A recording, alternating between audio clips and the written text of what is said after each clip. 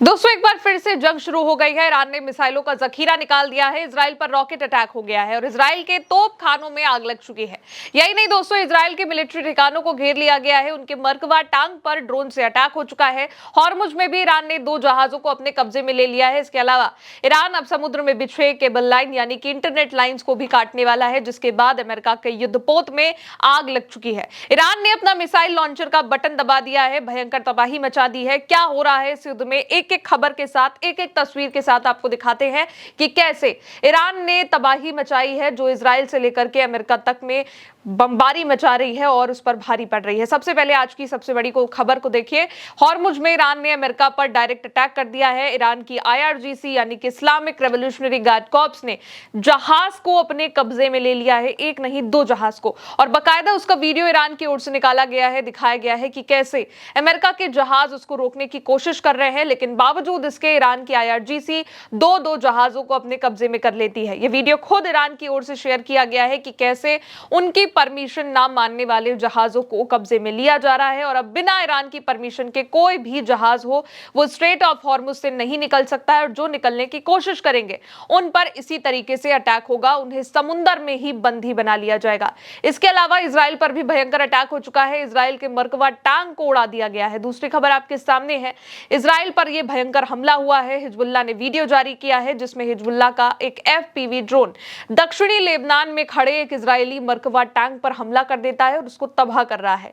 इस वीडियो में साफ दिखाई दे रहा है कि कैसे हिजबुल्लाह का ये ड्रोन आता है और इजराइल का जो मरकवा टैंकर है उस पर अटैक करता है। मरकवा टैंक इजराइल की आर्मी का सबसे बड़ा युद्धक टैंक है और दुनिया के सबसे एडवांस्ड और सुरक्षित टैंकों में से एक माना जाता है, जिसकी कीमत 5.5 से 6 मिलियन डॉलर होती है। और इसे हिजबुल्लाह ने अपने HPV ड्रोन से, जिसकी कीमत केवल और केवल $400 है, उससे इसको तबाह कर दिया है, इसके परखच्चे उड़ा दिए हैं और भयंकर बमबारी की है।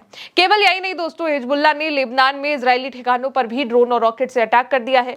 लेबनान में कई जगहों पर इस वक्त इजराइल ने कब्जा कर रखा है, लोगों के घरों पर कब्जा किया है और इजरायली ठिकाना उन्हें बना लिया है, लेकिन वहां पर हिजबुल्लाह ने रॉकेट और ड्रोन से अटैक कर दिया है। इसके अलावा हिजबुल्लाह ने यह भी ऐलान किया है कि लेबनान की रक्षा में और इजराइल के द्वारा सीज फायर के उल्लंघन के जवाब में हमने अल बायदे में इजराइल के नए बनाए गए तोप खाने ठिकानों को भी गोताखोरी से निशाना बनाया है, जिससे इजराइल के तोप खाने में हमला तो हुआ है और उसमें भयंकर आग लग चुकी है। हिजबुल्लाह ने दावा किया है दोस्तों कि इस अटैक के बाद इजराइल के तोप खाने में आग जलती हुई देखी गई है और अब फिर से ऐसा लग रहा है कि हिजबुल्लाह ताबड़तोड़ अटैक कर रहा है और इजराइल के हालत खराब हो गए हैं। तीसरी खबर अब आप देखिए दोस्तों, इस अटैक के बाद इजराइल को हथियार मंगवाने पड़ चुके हैं। इजराइल की इतनी खराब हालत है कि इजराइल को अचानक इस अटैक के बाद हथियार मंगवाने पड़ रहे हैं।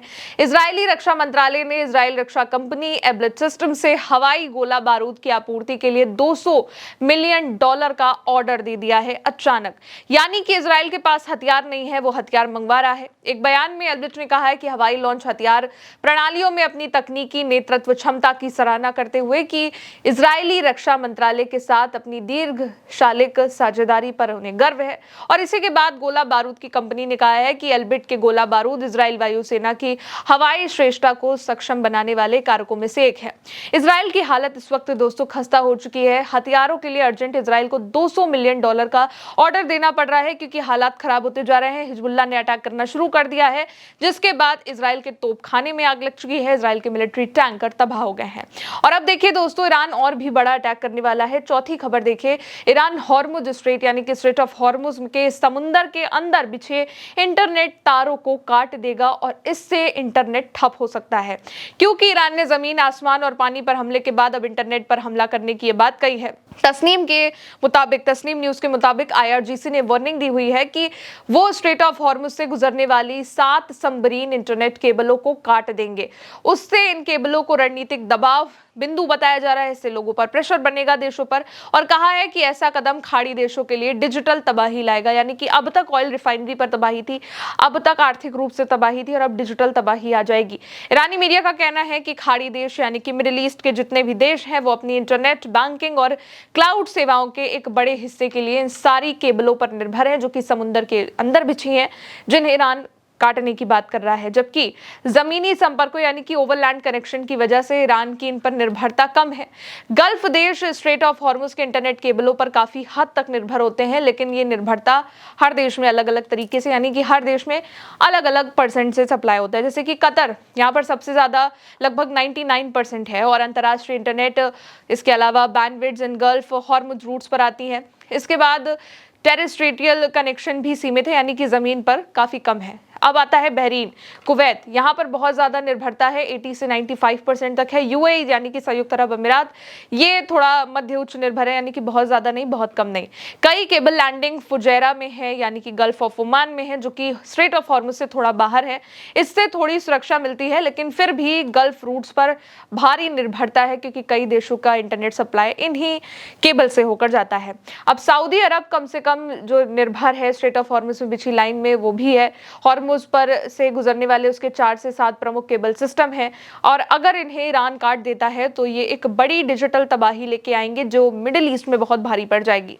और केवल केबल नहीं दोस्तों, ईरान ने माइंस भी बिछा दी हैं। 5वीं खबर अब आप देखिए, स्ट्रेट ऑफ हॉर्मुज के बाद अब अरब सागर में भी ईरान ने माइंस को बिछाना शुरू कर दिया है। अमेरिकी नाकाबंदी के बीच में बारूदी सुरंगें हॉर्मुज से इतनी आगे बढ़ चुकी हैं। ईरान के माइंस जाल में अमेरिका इतनी बुरी तरह फंस चुका है कि अमेरिकी रिपोर्ट्स ही ये बात कह रही हैं कि इसको हटाने में 6 महीने से ज्यादा लग जाएंगे, और तब तक हॉर्मुज पर उनका कंट्रोल कतई नहीं होने वाला है। वहीं एक के बाद एक अमेरिकी युद्धपोतों में भी आग लग रही है, ये भी खबर आ चुकी है। कुल मिलाकर ईरान ने अमेरिका की नाकाबंदी को तोड़ दिया है। छठी खबर देखिए दोस्तों, ईरान के 34 जहाजों ने अमेरिकी नाकाबंदी को तोड़ दिया है। अरब सागर में यूएस नेवी के बीच से ही ईरान अपने 34 कार्गो शिप निकाल कर ले आया है, उनकी नाकाबंदी के बावजूद। जिसका मतलब यही है कि अमेरिका की नाकाबंदी किसी काम की नहीं है और केवल फेक है। वहीं ईरान का हॉर्मुज पर और पास के समुद्र पर कब्जा भी है, ये बात भी उसने साबित कर दी है, क्योंकि बिना उसकी परमिशन के कोई जहाज निकल नहीं रहा है, जबकि अमेरिका की नाकाबंदी के बावजूद उसके 34 कार्गो शिप क्रॉस कर जाते हैं। और केवल तोड़ी नहीं है ये उसने नाकाबंदी, ईरान को टोल भी मिल गया है। 7वीं खबर देखिए दोस्तों, ईरानी संसद के डिप्टी स्पीकर हाजी बाबई ने एक स्टेटमेंट दिया है और बताया है कि देश की सेंट्रल बैंक को हॉर्मुज स्ट्रेट टोल सिस्टम से पहली बार रेवेन्यू मिला है, लेकिन पहला पैसा मिल चुका है, ये खबर है। हालांकि रकम कितनी है इसकी जानकारी सामने नहीं आई है। और पिछले महीने ईरान की संसद की सुरक्षा समिति ने स्ट्रेट से गुजरने वाले जहाजों पर टोल लगाने की योजना को मंजूरी दी थी। ये बिल पास हो गया था और इस पर समुद्री कानून के एक्सपर्ट्स और अमेरिकी अधिकारियों ने विरोध जताया था। अमेरिका के विदेश मंत्री मार्को रूबियो ने इसको गैरकानूनी कहा। कई जगहों पर इसकी बातचीत हुई, लेकिन तेहरान पहले ही कह चुका है कि हॉर्मुज स्ट्रेट पर उसका कंट्रोल युद्ध खत्म करने की शर्त है। और इसी बीच संसद और सुप्रीम नेशनल सिक्योरिटी काउंसिल इस जल मार्ग पर नियंत्रण की योजना पर विचार भी कर रहे हैं, और अब उसको पहला रेवेन्यू भी यानी कि टोल का पहला पैसा मिल चुका है। अब दोस्तों देखिए 8वीं खबर, ईरान ने इजरायली खुफिया एजेंसी मोसाद से कथित संपर्क रखने के आरोप में बुधवार को एक शख्स को फांसी दे दी है। यानी कि लगातार इजराइल के जितने एजेंट्स हैं उनको फांसी दी जा रही है। सुल्तान अली शहजादी फक्र पर विपक्षी संगठन मुजाहिदे खलक से रिश्ते रखने का आरोप लगाया गया था। ईरानी न्यूज वेबसाइट के मुताबिक सुल्तान अली की सजा को सुप्रीम कोर्ट ने भी बरकरार रखा था और सभी कानूनी प्रक्रिया पूरी होने के बाद अब उन्हें फांसी दे दी गई है। ईरान में अगर कोई भी प्रवासी देश विरोधी गतिविधियों में शामिल जाता है तो उसको या तो विदेश या तो देश के अंदर मौजूद संपत्ति जब्त कर ली जाती है उसकी। और तेहरान टाइम्स के मुताबिक इलाम के न्यायपालिका चीफ ने विदेश में रहने वाले ईरानी लोगों को वार्निंग भी दी है कि उनकी संपत्ति जब्त हो सकती है। अब नवी खबर पर आते हैं दोस्तों, हॉर्मुज में अटैक करने के बाद ईरान ने नए टारगेट्स को लॉक कर लिया है। ईरान ने आधी रात को अपनी सड़कों पर अपने लोगों के बीच में ये मिसाइलें परेड निकाली है, जिसमें हजारों हथियार लेकर लोग जो थे वो निकले, जिसमें बैलिस्टिक मिसाइलें थी, सुपरसोनिक मिसाइलें थी, हाइपरसोनिक मिसाइलें थी, शायद ड्रोन थे, ये तमाम चीजें थी। और इन सबके साथ वहां के लोग सड़कों पर उतार दिए गए हैं। और यही नहीं, अब ईरान की ओर से एक और वीडियो भी रिलीज किया गया है, जिससे ये पता चल गया है कि ईरान अब कहां पर अटैक करने वाला है। इसे फार्स मीडिया की ओर से शेयर किया गया है, जिसमें लोग मिसाइलों की परेड में हैं और उनके सामने एक बहुत बड़ा लाल रंग का बटन रखा हुआ है, जो कि मिसाइल लॉन्च का बटन है, और एक स्टेज पर रखा है, सामने एक स्क्रीन है जिस पर टारगेट्स लॉक हैं। और दकमे लांचर, मूशाक, हायरान, हरदस्ते, मर्दुराम यानी कि ईरान की मिसाइलों को लॉन्च बटन जो है वो वहां के लोगों के हाथों में है, ये ऐसा कैप्शन दिया गया है। लोग बारी बारी से आते हैं ईरान के बटन के पास, आते हैं, हाथ रखते हैं, दबाते हैं, घुमाते हैं, प्रेस करते हैं और देखते हैं कि क्या क्या उनके टारगेट्स हैं। और ये दिखाने के लिए भी है कि जनता मिसाइल लॉन्च करने का फैसला करती है और ईरान की जनता जो चाहेगी वो युद्ध में होगा। सबसे बड़ी बात यह है कि इसमें ईरान के टारगेट्स को भी दिखाया गया है कि ईरान लोगों के बटन दबाते ही यहां पर मिसाइल लॉन्च हो जाएगी और अटैक हो जाएगा। इसमें अलग अलग दुनिया की बड़ी रिफाइनरी हैं, ऑयल रिफाइनरी हैं, गैस प्रोडक्शन हब हैं जिन्हें ईरान अब तबाह करेगा, जिसमें रास लफान का नाम भी है, जहां पर पहले भी ईरान अटैक कर चुका है। और ये दिखाने की कोशिश है कि ईरान की जनता अब अटैक करेगी, ईरान की जनता जो है वो तय करेगी कि किस तरीके से अटैक करना है। अब आखिरी खबर पर आते हैं दोस्तों। स्ट्रेट ऑफ हॉर्मुज के बाद अब बाब अल मंदेब को भी बंद कर दिया गया है और इजराइल के जहाजों पर बैन लगा दिया गया है। सोमालिया ने यह वार्निंग दे दी है कि अब बाब अल मंदेब स्ट्रेट से इजराइल के जहाजों को घुसने नहीं दिया जाएगा। और अभी पिछले दिन ही इसी स्ट्रेट के बंद होने की वजह से अमेरिका के युद्धपोत को समुद्र में चक्कर भी काटने पड़ गए थे। और अब दोस्तों सोमालिया ने इजराइल के जहाजों पर बैन लगा दिया है, कह दिया है कि हम उसके जहाजों को यहां पर घुसने नहीं देंगे। सोमालिया जो है वो अफ्रीका के द्वीप का जुड़ा देश है, उसको अफ्रीका से ही जोड़कर देखा जाता है और इसने अब कह दिया है कि हम इजराइल के जहाजों को रेड सी में घुसने नहीं देंगे। अब जो रेड सी है वो इजराइल का एकमात्र बंदरगाह है, एकमात्र पोर्ट है, यहां से ही जितना भी उसका आयात निर्यात होता है, लेकिन अब इसको इजराइल के लिए बंद कर दिया गया है। हुती पहले से ही यहां पर तैयार है, हुतियों ने पहले ही कह दिया था कि हम यहां पर तैयार हैं, कभी भी अटैक कर सकते हैं। और उसकी जद में इजराइल भी था, अमेरिका भी था। जब हुतियों ने 2023 से 25 के बीच में कई अटैक किए थे तब 85% तक यहाँ पर जहाजों की आवाजाही प्रभावित हुई थी। अब फिर से हुती एक्टिव है, हुती को भी लेकर कई रिपोर्ट्स हैं।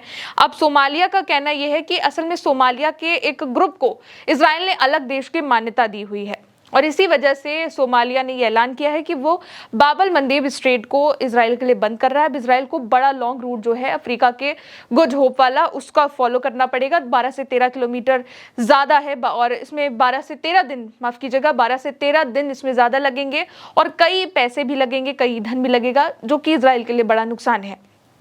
इस वक्त युद्ध की जो स्थिति है वो पूरी तरीके से ईरान के हाथ में है।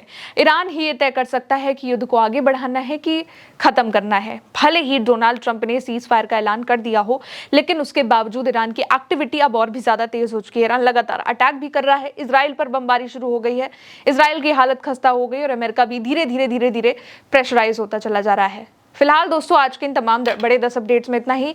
फिर मिलेंगे नई बड़ी खबरों के साथ। मेरे साथ इस खबर में इतना ही। आप देखते रहिए उल्टे चश्मे यूसी। मेरा नाम है गौरी वर्मा। शुक्रिया।